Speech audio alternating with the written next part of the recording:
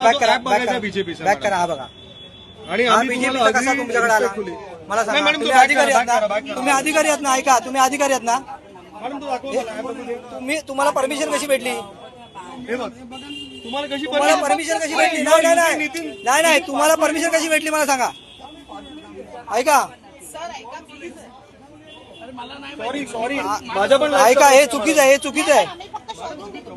नाही नाही, तुम्हाला माहिती पाहिजे ना, समोर दिसतंय ना पण कमळाचं चिन्ह.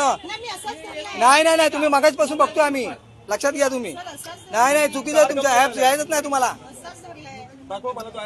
हा ऍप दाखवा पहिला.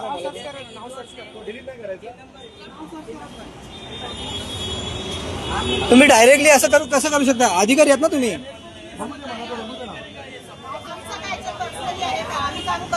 हो, तुम्ही कामं करता, मग कमळ दाखवू नका ना इकडे.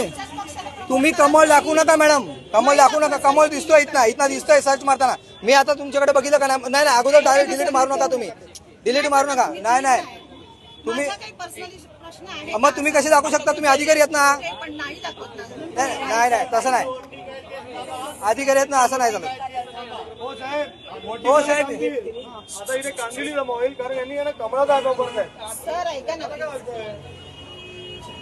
आम्ही जीवाचं रान केलं. बघा, मुंबईमध्ये ऐका, मुंबईमध्ये कांदिवलीमध्ये वॉर्ड क्रमांक 29 मध्ये ऐका, निवडणूक आयोगाचे अधिकारी, हात लावू नको, तू लांब. हा, निवडणूक आयोगाचे अधिकारी यांनी कमळाचं ऍप डाउनलोड करून सर्वांना कमळाचे चिन्ह दाखवून इथे सर्व माझ्या पण आयुष्यात सर्व मतदारांना बीजेपीचा चिन्ह दाखवत असून यांच्यावर लवकरात लवकर कारवाई करण्यात यावी.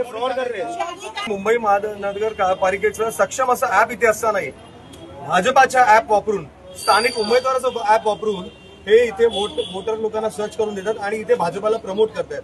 एकदा, दोनदा, तीनदा, चारदा बघितल्यानंतर आमच्या लोकांनी तक्रार माझ्याकडे केलेली आहे की ऍप दाखवताना हे लोक कमळ दाखवतात आणि या डायरेक्टली हे माझा थेट आरोप आहे की डायरेक्टली प्रचार करतात कमळाचा, ते मतदान केंद्रामध्ये बसून. मुंबई महानगरपालिकेचे संबंधित अधिकारी, निवडणूक आयोगाचे संबंधित अधिकारी आणि मुंबई पोलीस यांना सांगतो की तत्काळ यांच्यावर गुन्हा नोंदवावा आणि अख्ख्या मुंबईत असे काही केसेस असतील त्यांच्यावर गुन्हा नोंदवावा. आणि हे सगळा फर्जीवाडा तो लावलाय भाजपने एवढी वर्ष, म्हणे गडीचा डाव यांचा चालू आहे आता.